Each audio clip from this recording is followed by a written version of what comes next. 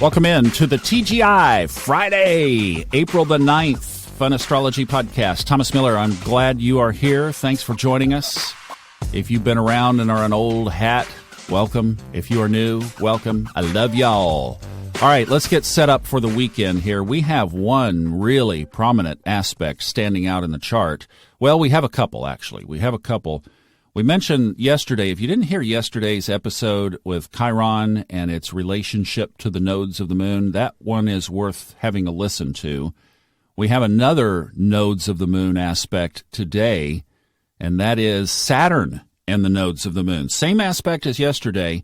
Saturn is in a trine with the north node and a sextile to the south node. There is so much going on with our soul and our karmic purpose and our karmic path and what we are really here for from a soul purpose that's going on right now. It's just amazing.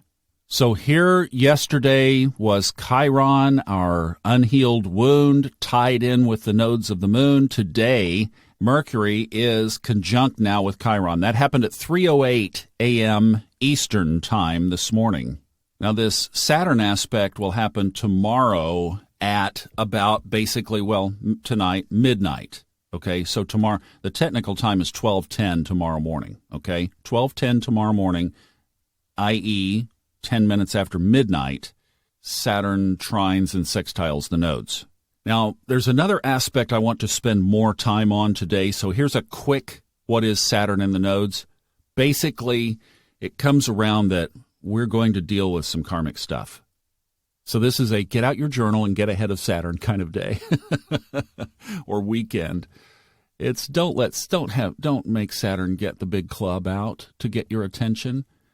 Come on and wake up and just sit down with your journal and a nice cup of tea and some beautiful music in the place or a place where you love and go inside.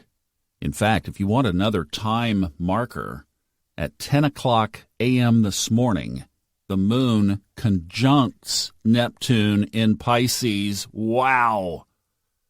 What a morning to just zone out and get spiritual. Have your psychic antennas up today. Could be very powerful, especially during and around that time. It will move quickly. You'll have to be on point, but if it's there, it will be strong.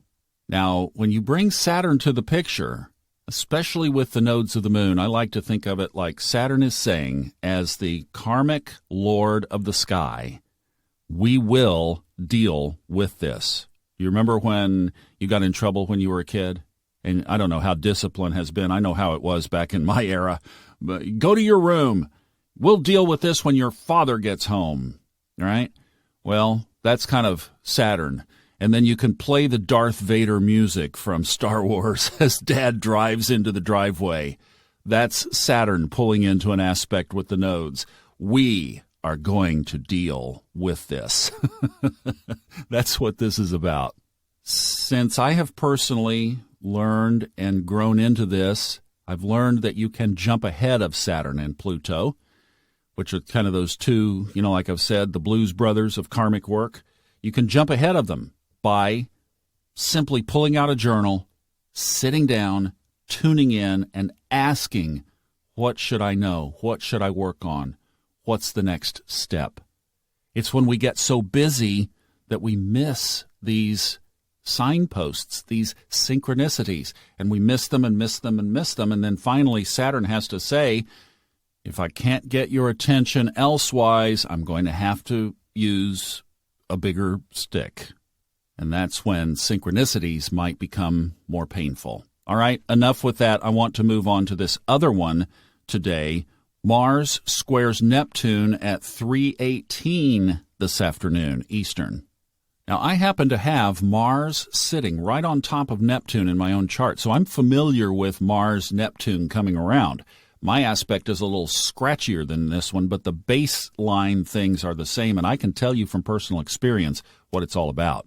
There are two distinct sides of this coin, Mars square Neptune. One is it can make your spiritual attunement, your intensity, your spiritual connection, your intuitive connection off the charts. Mars, power.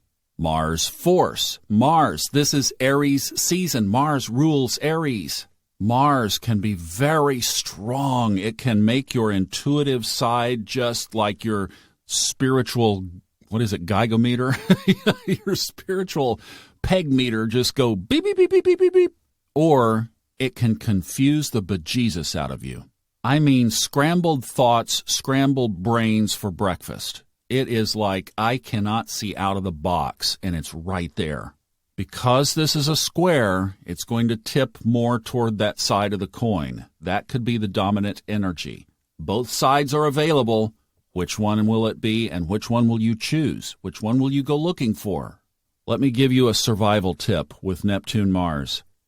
Get somebody who knows you well, who has your spiritual back, and if you get into the confusion mode and you notice all of a sudden, wow, I am not thinking clearly here, bring them in, especially over the next several days. If you have an important decision to make, don't be afraid to ask advice. And in this case, it is always best if it's somebody who is spiritually attuned, someone with whom you speak the same language. But as we wrap up here today, let's just review what we're talking about. Mercury has conjuncted Chiron. That's bringing our spiritual past, our karmic past, to the forefront of our mind so that we can analyze it.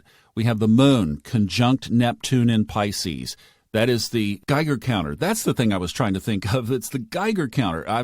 It's a little early.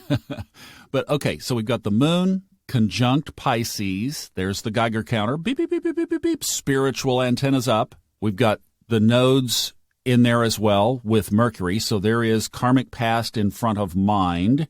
Saturn is in there. Son, daughter, we're going to talk. You've got my attention. You've got my attention. Mars, Neptune.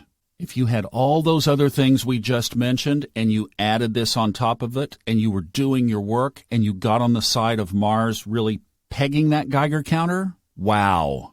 Can you see, can you feel the package?